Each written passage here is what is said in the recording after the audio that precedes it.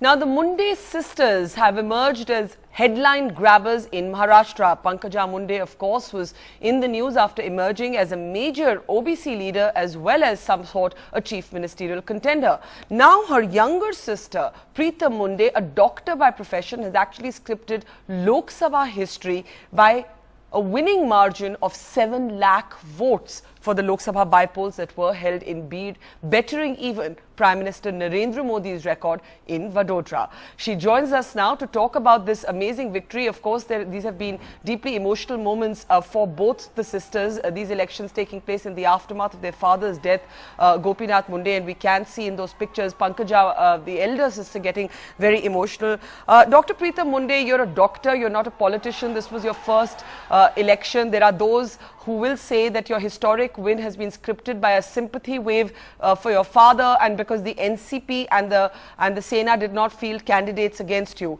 How do you see your historic victory, a victory margin of 7 lakh votes? I would not call it depending on a sympathy wave. I always say the people here in constituency, the grassroots people, are very much emotionally connected with my father. They were connected with him when he was there as their representative, and they're still connected with him.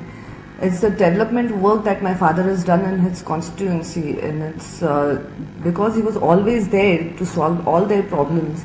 That is why people are connected with him, and they're still connected with him. So just calling it a sympathy wave is, I feel, is very unfair. Yes, people are sympathetic towards us to a certain extent, but also they believe in what my father has done, and they also believe that we will be carrying forward the legacy. That's why I feel it's the belief that people had in us that is the reason for our victory. But can I ask you, people will say that while both of you sisters, Pankaja and you, are making waves and grabbing the headlines, this is an example of dynastic politics, the kind that the BJP has always attacked the Congress for, because in the same area, your sister is an MLA, you're the member of parliament. So is this not dynastic politics?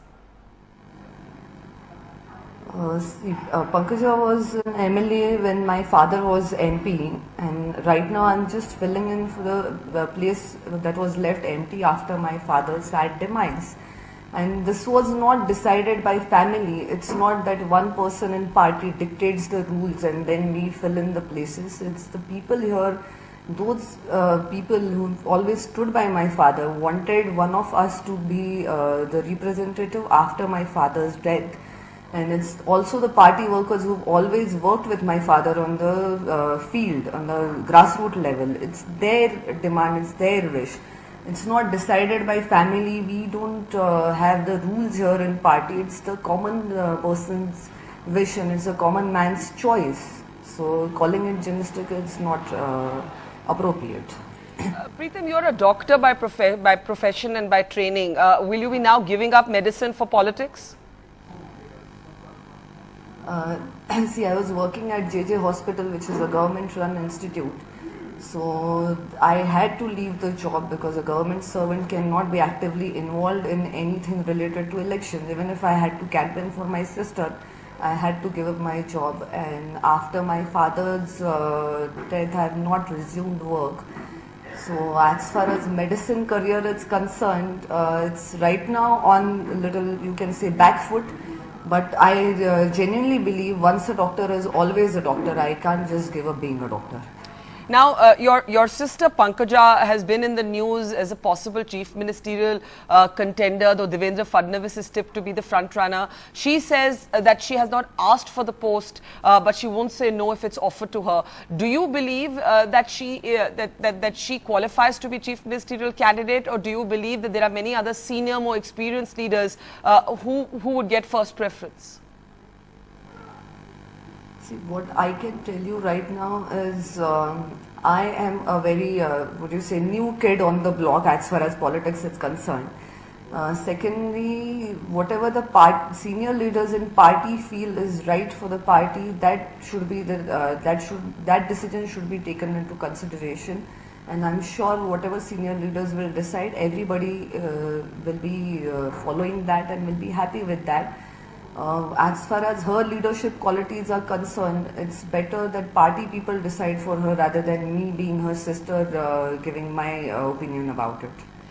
Did you expect to have this victory margin of 7 lakh votes that even beats the Prime Minister's victory margin? And do you believe the result would have been different had the NCP and the Sena fielded candidates against you?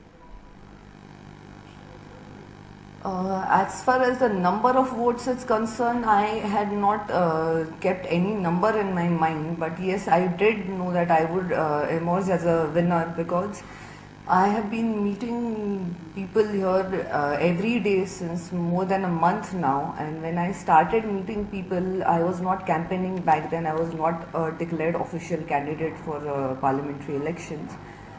I had started meeting people just to thank them for being there for my father throughout his life. So when I met them, the kind of response I was getting, that really made me sure of my victory. Numbers were not in mind, but I was very much sure that I would win by a huge margin. As far as people standing against me is concerned, earlier the picture was somewhat like this, that the election will be unopposed. But yes, I did have a senior leader from Congress contesting against me, and he has also received some significant amount of votes. Shiv Sena not giving their candidate has definitely worked positively for me. But I don't think the picture would have been much different even if NCP would have given their candidate.